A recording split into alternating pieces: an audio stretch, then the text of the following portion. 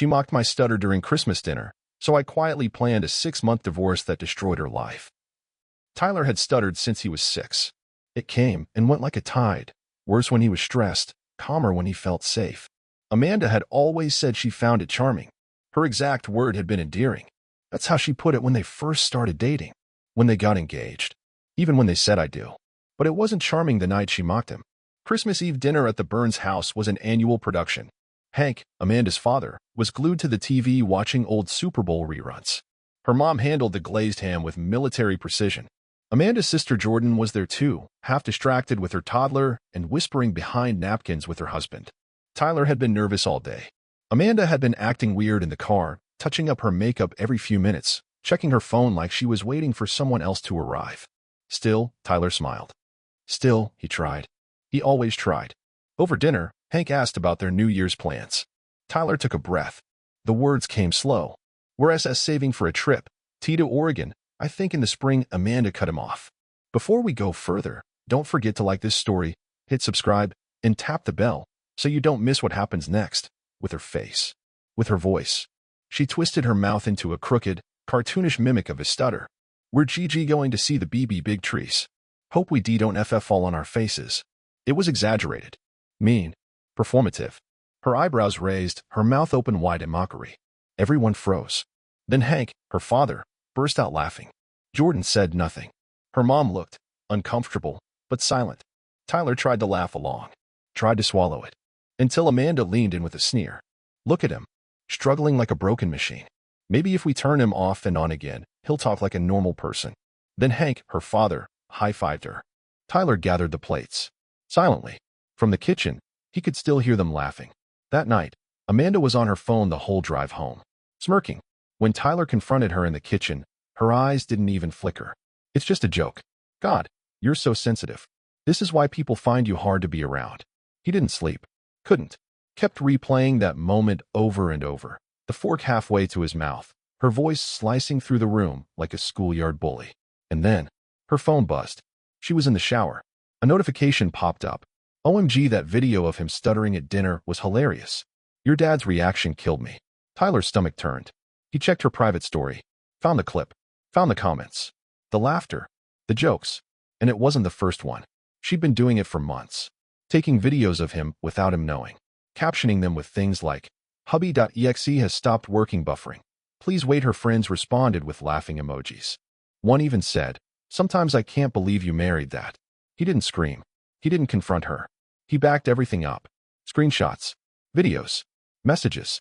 And then he started planning. He met with a lawyer. Rented a storage unit. Began quietly moving things he owned into it. Documents. Family heirlooms. Clothes. He took photos of every bank statement, expense report, and financial document. He got his own bank account. He changed his direct deposit. He stopped sleeping in their bed, told her his back hurt. She didn't care. Or didn't notice. She was too busy laughing on her phone. Tyler smiled when she spoke to him in passing. Nodded when she mentioned wedding anniversaries. Pretended when her father joked about teaching him how to be a real man. He said nothing. But every breath he took was one step closer to gone. Amanda was still asleep when I pulled the backups. The morning sun had barely crested over the skyline of Asheville, slanting gold across our apartment floor. I moved in practiced silence, my hands steady as I logged into our shared Haven Cloud account. A digital graveyard of photos, videos, and, it turned out, something darker. Buried in one folder named Trip Memories, I found it. No vacation photos. No scenic landscapes.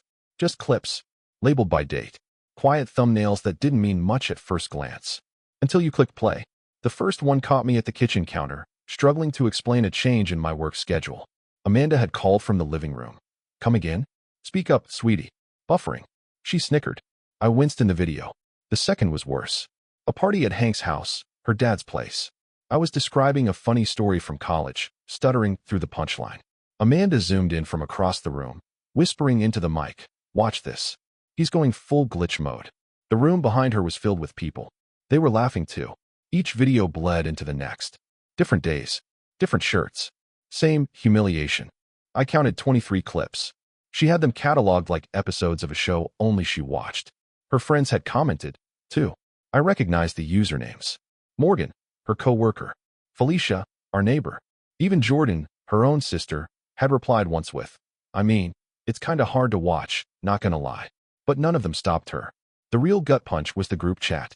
A thread titled "Toast to Tyler." Dozens of texts. Inside jokes I didn't understand, because I wasn't in on the joke. I was the joke. Hank chiming in with things like, "So glad Amanda married a human pop-up ad. Is he buffering again, or just thinking slow?" Amanda responding, "LOL both. I swear sometimes I just want to hold up a sign that says he's got a condition." One message from her said it flat out. "Sometimes I just tell people he has a mild mental disability. They stop asking questions after that." I didn't cry. I didn't even feel angry. What I felt was cold, like something inside me had been switched off. This wasn't just about Christmas dinner. This wasn't about stuttering. This was about being dehumanized, reduced to content. And the woman who promised to protect me? She was the ringmaster. That day, I started taking action. Real action. Not just screenshots. Strategy. First, I visited the storage unit I'd been renting. Small, climate-controlled. Paid in cash. I brought every physical document I could find: marriage certificates, joint tax returns, insurance policies. I photocopied everything. Created backups on encrypted drives. Next, I opened a personal checking account under my name only. Then I met with Anna Klein, family law attorney, quiet and sharp. Her office overlooked a creek on the edge of town. She didn't ask for a dramatic retelling. She just listened as I laid out what I'd found. Her advice was clear. You keep acting like nothing's changed. Keep the peace. Keep collecting. But no sudden moves. So I did exactly that. At home, I smiled when Amanda shared TikToks. I asked about her girls' nights like I cared. I even let her tease me lightly when we watched Jeopardy. But I moved silently. I gathered receipts. I documented her absences. I tracked any suspicious withdrawals from our shared account. She had taken $1,200 from our joint fund last week. Her Venmo history showed it went to someone named Dale T., a name I'd never heard. I wasn't going to jump to conclusions yet, but I flagged it. At night, I laid awake on the couch, pretending my back was sore. She never asked why I wasn't sleeping in bed anymore. Too distracted. Too sure of herself.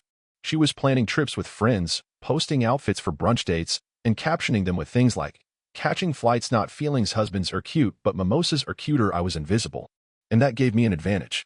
There was one moment I almost broke. 2 nights after New Year's, Amanda fell asleep with her laptop open. I walked past it, trying not to look. But curiosity is a funny thing.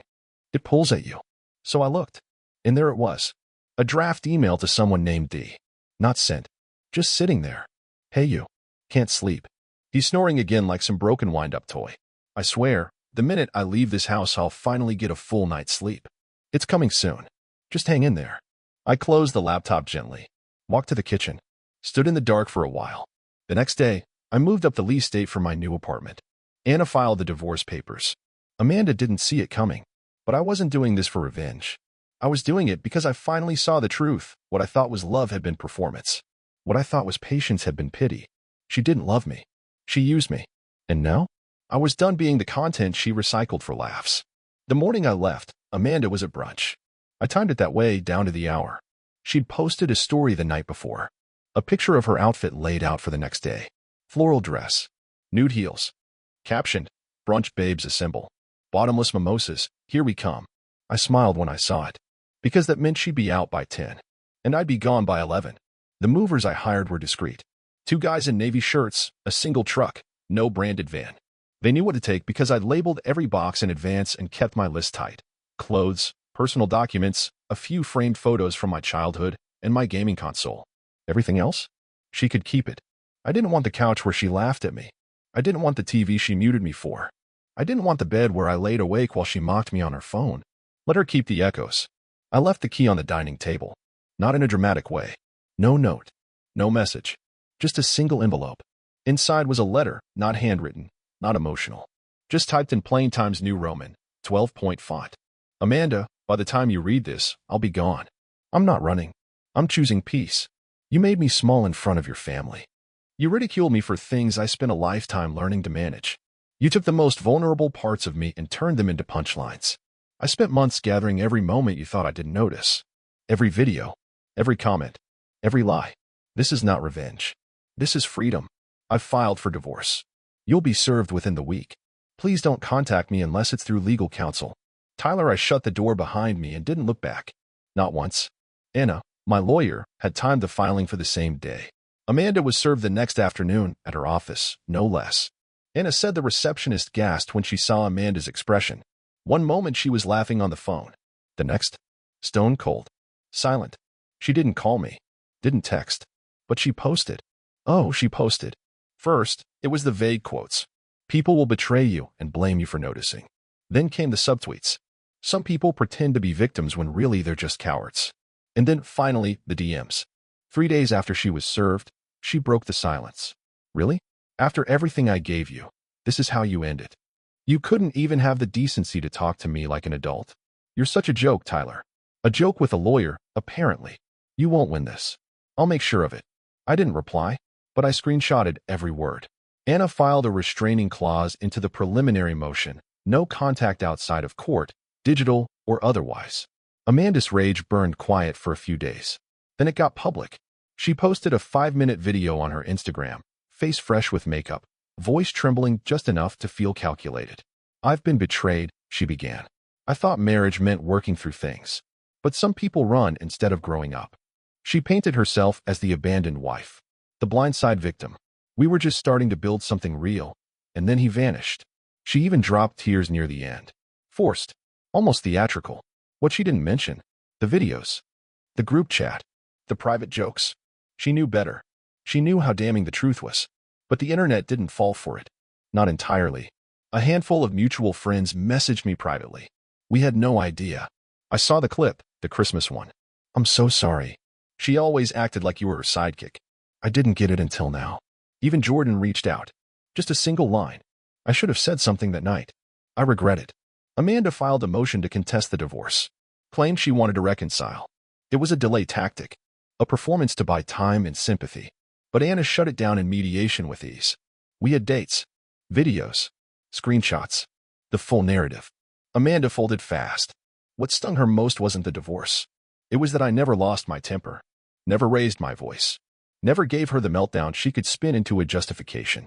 I just left, and left her with the version of herself she couldn't unsee. The night the settlement finalized, I sat in my new apartment, staring out the window at the city lights. There were no fireworks, no victory music, just silence. But it wasn't empty.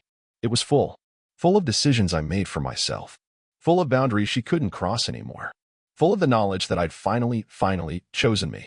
There's a kind of peace that comes when you realize you don't need closure from the person who broke you, just distance, and a door that locks behind you. I thought the worst part of the divorce would be Amanda, her mockery, the legal games, the performative tears. But it wasn't. It was realizing how many people had seen me drowning and decided to watch. After the settlement was finalized, the narrative started shifting. People stopped pretending not to know. They'd seen the posts, heard the jokes, laughed at the dinner table, or stayed quiet while Amanda performed her cruelty like it was theater and I was the punchline. Now that I was out, some of them started coming back.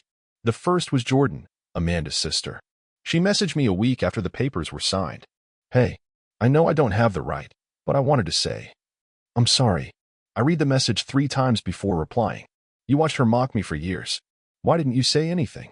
Her response came quickly. I didn't know what to do. I didn't think she'd actually post those videos. I thought she was just venting. That word, venting, made me nauseous. She humiliated me. You laughed. There was a pause. Then, you're right. I'm sorry. I didn't block her. But I didn't reply again. Some silences deserve to stay intact. Then came Morgan, one of Amanda's coworkers. We'd met a few times at dinner parties, where she always smiled too much and asked too little. She messaged me on Facebook. Just wanted to say I'm proud of you for standing up for yourself. It takes courage to walk away from someone like her.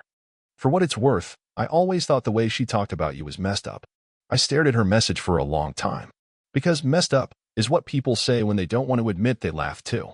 Even Hank, Amanda's father, the man who once high-fived her for mocking my stutter, reached out. Through email. Formal. Short. Tyler, I didn't realize how much damage we were doing. I thought it was just teasing. I wish you the best moving forward. Hank, I didn't reply. Not because I wanted to punish him, but because there's nothing left to say when someone tells you they didn't realize how much it hurt, when you know they just didn't care enough to ask. My parents were quieter through all of it. Supportive, yes, but from a distance. My mom had always said Amanda was charming. The kind of woman who could walk into a room and make everyone feel like they owed her something. And I'd agreed with her. until I realized she'd been describing a magician. And I was the trick. I started seeing a therapist, not because I thought I was broken, but because I needed to stop thinking pain was normal. The first session, I told her everything. She didn't gasp, didn't pity me. She just leaned back and said, "When someone shows you who they are, it hurts the most when other people smile and clap." I almost cried at that. Because that was it, exactly. It wasn't just Amanda. It was the people who watched me get picked apart and called it humor. I went no contact with Amanda permanently after that. Anna had finalized all legal logistics. There were no more threads tying us together. And still, Amanda tried once more. A handwritten letter this time, delivered by courier, folded neatly, her handwriting too clean to be sincere. "Tyler, I've had time to think. I never meant to hurt you. I didn't realize how much the jokes were cutting into you. I wish you told me sooner. I hope someday we can laugh about this." Amanda, no apology. Just an invitation to one day laugh about it. I didn't laugh. I tore it in half and dropped it in the recycling bin. The strangest thing was how quiet life became after that. Not empty, just still. There were no more walking on eggshells days. No more bracing for a punchline at my expense. No more pretending. Just silence. And peace. One day, I ran into someone from Amanda's old friend circle, Sam. We were at a bookstore. He didn't notice me at first. When he did, his expression tightened. "Hey man, didn't expect to see you here." "Guess not. Listen, I've been meaning to say, what happened with Amanda? That was brutal." I nodded. He looked down at the book in his hand, then back up. "She fooled a lot of us." I didn't respond. He shrugged. "She always talked a big game. Had us thinking you were the one who needed help." "Yeah, well, I didn't need help. I just didn't know I was sleeping next to the person I needed saving from." He didn't laugh. He just nodded. And I walked away. That's what happens when you start telling the truth. People don't always know what to do with it. Because it doesn't entertain. It doesn't perform. It just stands there, solid, unflinching. I deleted the last video Amanda ever posted of me 2 months after the divorce. It had resurfaced on an old backup drive. I'd saved it as evidence. I watched it once more. Not to relive it. To remember who I'd been. Eyes nervous. Shoulders drawn. Trying to smile, while the woman beside me laughed at the way I formed words. Then I clicked delete. No ceremony. Just one more ghost gone. There's a strange emptiness that follows survival. Not grief. Not regret. Just space. After the noise dies down, after the phone stops buzzing and the friends stop whispering, there's this vast quiet. Like walking through a burned-out building that somehow didn't collapse. The bone's still there, but everything else gone. That's what the first few months post-divorce felt like. Like I was learning how to live in a house I didn't recognize as mine yet. I spent a lot of mornings just sitting, not scrolling, not planning, just staring out the window with a cup of coffee, listening to the city start its day without me. For the first time in years, I didn't wake up worried I'd be laughed at for how I said something. I didn't second-guess how long it took me to order at the cafe. I didn't wince when I stammered asking for an oat milk latte. There was no one rolling their eyes. No one sighing with forced patience. No one muttering, "Here we go again," under their breath. It was just me, and the sound of my own voice, imperfect and unbothered. I'd forgotten how good it felt to be heard. Not corrected. Not edited. Not recorded without permission. Just heard. My therapist, Dr. Kapoor, suggested I try something creative again. "You've lived in reaction for so long, Tyler. Let's find something that's about expression, not defense." At first, I didn't know what that meant. Then I remembered the old blog I used to keep in college. Back when I wrote essays on game design, movie scripts, weird stories about growing up with a stutter and still finding my rhythm. It had been years, but the login still worked. I posted my first piece 2 weeks later. Titled it, "When Your Pain Becomes Someone Else's Content." It wasn't angry. It wasn't even about Amanda directly. It was about what it feels like when your vulnerability becomes a punchline. When the people closest to you decide you're funniest when you're breaking. I expected maybe a handful of reads. Instead, it blew up. Hundreds of comments. Thousands of shares. People telling their own stories. People saying, "You just put into words something I never knew how to say." One message stood out. A guy named Caleb wrote, "I stutter too. My girlfriend thinks it's adorable. I never realized how lucky I was until I read your post. Thank you for making me appreciate what I have." I read it twice. Because that was the moment I realized something. I hadn't just escaped. I had survived with a story. And that story? It was mine to tell now. I started writing regularly. Not for therapy. Not for applause. Just because I could. Sometimes about communication. Sometimes about confidence. Sometimes just about the weird, beautiful process of realizing you're allowed to take up space even when you don't sound like everyone else. I also started saying yes to things I used to dodge. I went to trivia nights, signed up for open mic storytelling events, took a public speaking workshop, not because I needed to fix anything, but because I wanted to stand in front of a room and be seen without flinching. The first time I stood at the mic, I felt my throat tighten the way it always had. Old reflex, old fear. But I didn't back away. I told a 5-minute story about the worst dinner party of my life, Christmas Eve, glazed ham, mockery, and the quiet plan that followed. People gasped, laughed, clapped, and not once did anyone mock me. They leaned in. They listened. After the event, a woman named Riley approached me. She'd been in the audience. Asked if I'd ever thought of turning the story into a short film. I'm a director, she said. I think people need to hear this. I smiled. I think I needed to hear it, too. We met for coffee the next week. Then again the week after that. Not dates. Not yet. Just two people who saw something in each other that felt honest. When she found out about the divorce, she didn't ask for details. She just said, "I'm glad you got out." Some people never do. Amanda came up once. Riley had seen one of the viral clips online, the video Amanda posted, and then tried to scrub from the internet once the narrative turned against her. That was brutal, Riley said. But I've never seen someone walk away from a fire so calmly. I told her it wasn't calm. It was controlled. There's a difference. One afternoon, I visited the lake outside Asheville where I used to sit and journal during the worst weeks of my marriage. I brought my laptop, typed for hours, watched the water ripple like a heartbeat under wind, and I realized I wasn't afraid of being quiet anymore. Silence wasn't dangerous. It was mine now. People sometimes ask me if I miss Amanda, if I miss anything about that life. And I tell them this. I miss the version of me who still believed people wouldn't weaponize the parts of you they once said they loved. But that version of me is gone. And in his place, a man who's not just speaking again. He's building something from the silence. It started with an email. Subject line, media request regarding viral blog post. Urgent response appreciated. I thought it was spam. But when I clicked, it wasn't a robot or a mass pitch. It was from a producer with a true story docuseries looking to feature people whose private lives had gone public. Your piece about the dinner table, the private recordings, the silence that followed, it hit a nerve. We think your story could be the anchor episode. We'd like to feature both sides. That last part made my blood still. Both sides. They didn't say Amanda's name. They didn't have to. The next day, I got a call from Anna, my lawyer. She'd been contacted too. Apparently, Amanda had already agreed to appear. Her version, of course. The betrayal. The out-of-nowhere divorce. The heartbreak of being left behind. She wanted the spotlight. Again. And she was willing to tell it. Without me if I didn't show up.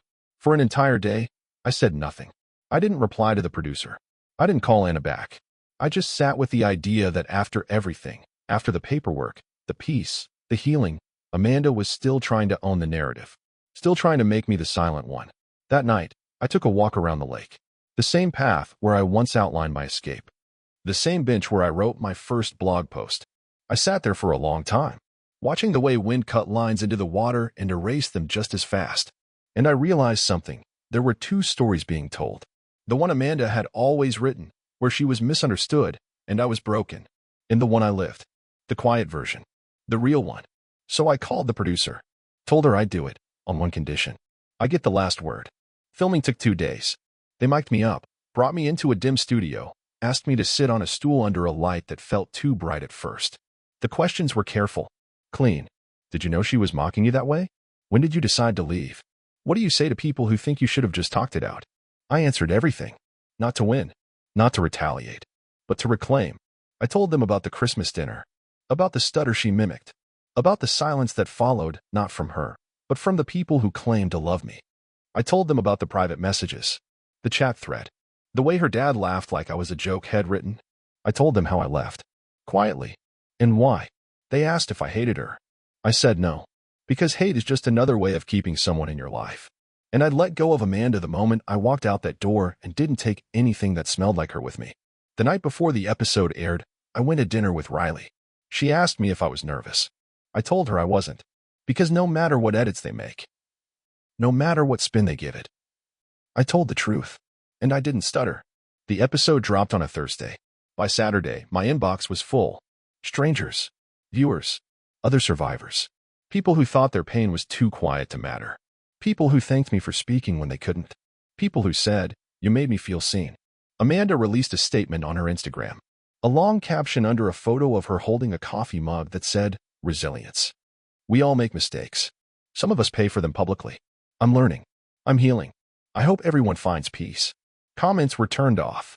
I didn't screenshot it, didn't share it, didn't text it to anyone, because that wasn't my story to carry anymore. A week later, I was asked to speak at a panel, Voices Unfiltered. A small stage, a few hundred people, mostly young. Some carried notebooks. Others just carried grief they hadn't figured out how to name yet. I walked on stage, held the mic, took a breath. And this time, when the words caught for just a second, I didn't panic. I let the pause sit, then said, "My name's Tyler. And for a long time, I thought I had to be quiet to be loved. But now I know, if someone only loves the edited version of you, you're not the problem. They are." The applause was loud. But the silence after? That's the part I'll remember. Because it was full of people who finally felt safe to take up space. Just like I had. I used to think the story ended when I walked away. But I was wrong. The real story started when I opened my mouth and told it myself. If this story touched you, share it with someone who needs to hear it too.